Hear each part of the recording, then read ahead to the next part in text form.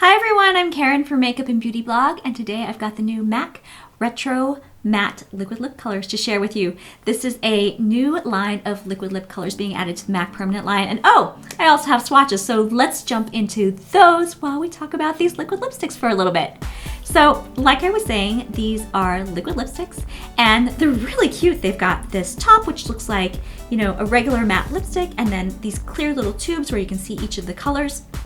When you open it up, you've got a flocked applicator with a precise little edge, which allows you to get to those corners of your mouth and your cupid's bow.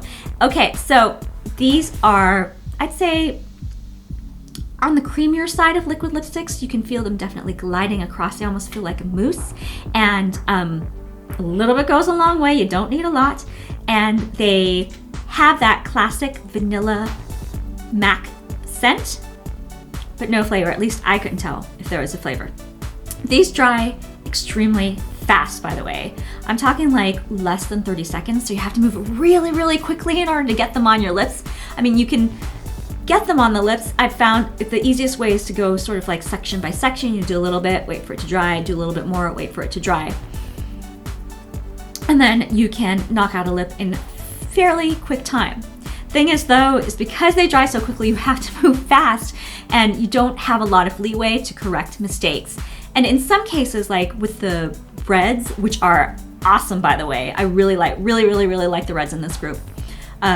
It's easy, relatively easy to do because the color is so opaque and it's so pigmented and it's so smooth, and you can just kind of glide it along and move quickly.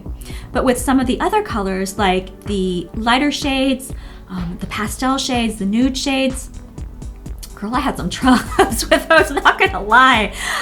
It's kind of a slippery slope, okay? Like, I'd put a little bit on, and then the pigment, for some reason, it would not be as smooth as the reds, and then it would look a little patchy, and so I'd wait for it to dry, and then to correct the patchiness, I'd put more on, and then another part of my lips would look weird, and so next thing you know, I'd be piling on so much of this lipstick, and it looks so thick after you get to a certain point, and it just sort of sits on the lips and emphasizes like every little imperfection, from flakes to especially vertical lip lines, and just look really, really dry. So some of the colors are very hard to work with.